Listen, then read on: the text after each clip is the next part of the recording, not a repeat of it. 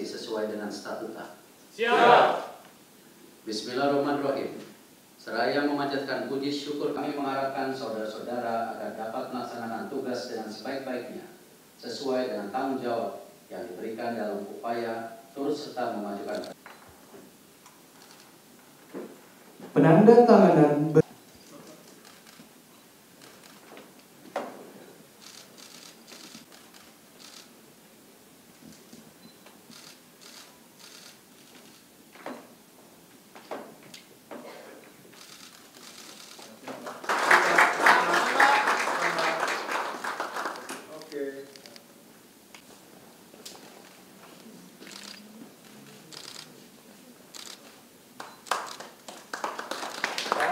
Jumpa di sini Pak.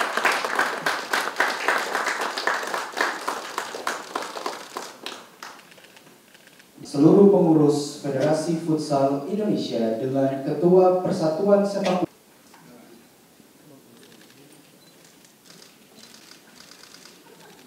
ya. Langsung wawancara gantian biar enggak 2 kali. Ayo. Silakan. Ya Pak Rifar, gimana untuk pelantikan para pengurus Federasi Futsal pada hari ini? Ya senang lah, karena dalam mensinkronisasi semua kebijakan yang menuju Garuda mendunia, ya kita harus konsolidasi total. Tidak bisa kita semua berjalan sendiri-sendiri. Apalagi saat ini pemerintah di bawah Bapak Presiden Pak Prabowo sendiri sudah punya komitmen untuk menengah dan jangka panjang supaya tidak hanya sepak bola, futsal, dan lain-lainnya itu bisa menuju prestasi yang lebih baik. Ya, alhamdulillah rezeki anak soleh yang di belakang saya ini. Kemarin belum dilantik sudah dapat juara AFF setelah 14 tahun, tepuk tangan. Tapi artinya harapan masyarakat kan pasti bagaimana bisa dipertahankan atau ya peringkat dunia kita lebih baik lagi. Jadi bukan pekerjaan yang mudah. Biasanya merebut lebih mudah daripada mempertahankan. Dan insya Allah kami dari PSSI mendukung total ya organisasi futsal yang saat ini dipimpin oleh Pak Michael dan jajarannya supaya kita bisa benar-benar memastikan programnya berjalan baik. Itu yang saya sampaikan. Pak, ada target khusus Pak dari PSSI untuk FFI? Tadi udah mempertahankan AFF ya, dan kalau bisa prestasi dunia lebih baik lagi. Apalagi saya dengar kemarin laporan akan ada rencana kejuaraan juga Asia rencana Iya, Pak. di tahun 2026. Jadi ya kembali itu secara syah langsung menjadi tuan rumah kan. Iya, Pak. Jadi timnya masuk, tetapi sama yang seperti saya sampaikan sebelumnya, waktu kita jadi U17 kejuaraan dunia waktu itu, ya kita tidak hanya jadi peserta karena tuan rumah, tetapi bagaimana pada pertandingan itu kita harus kasih lihat bahwa kita bangsa besar, kita bisa bermain sebaik-baiknya karena ini harkat dan martabat bangsa. Cukup? Pak Erick, kalau dukungan real untuk FFI sendiri jelang Piala Asia seperti apa Pak, terutama menjadi tuan rumahnya? Ya, itu kembali, kalau kemarin kan kita terima kasih sudah didukung Pak Menpora dan pemerintah bagaimana kita punya program.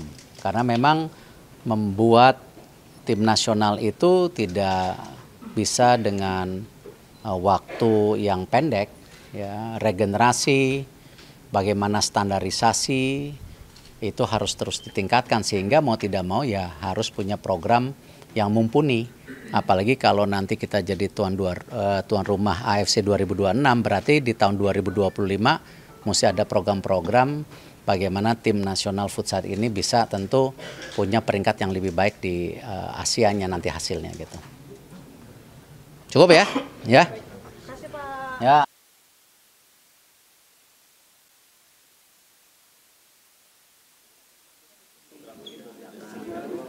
Supaya kita bisa cari simulasi yang lebih baik gitu ya tanggal 19 depan. Ya, ini biar apa?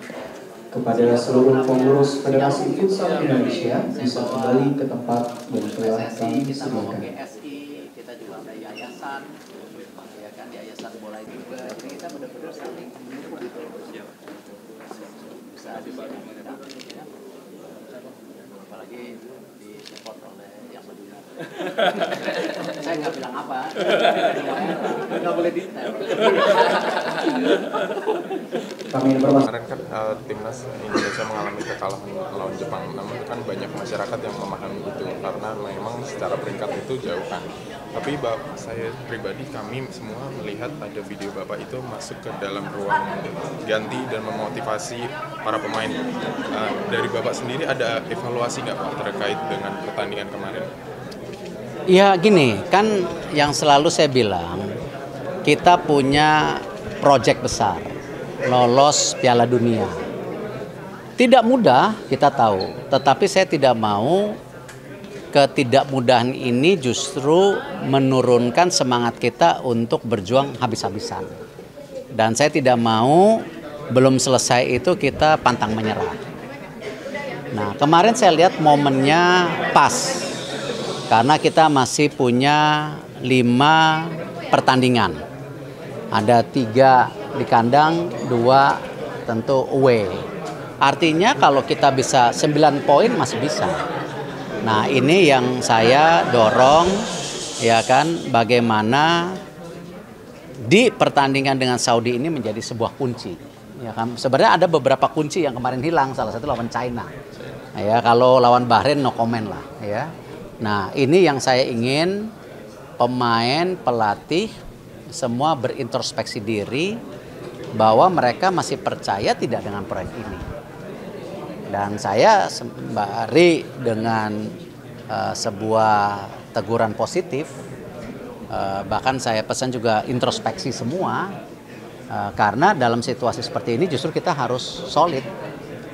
Nah, itu yang saya tekankan sebenarnya kemarin. Kalau dari kacamatanya Pak Erik sendiri melihat para pemain ini, apakah motivasinya mulai pudar atau makin justru ingin membuktikan gitu? Ya, kalau saya melihat Ole yang kemarin datang setelah pertandingan saya bertemu, saya ajak bicara, dia justru ingin menjadi bagian sebuah rencana besar ini. Jadi dia masih confidence. Nah, saya harap pemain juga dan pelatih bisa memberikan yang terbaik untuk pertandingan Saudi ini. Karena ini benar-benar poin yang sangat dibutuhkan. Kalau harapan dari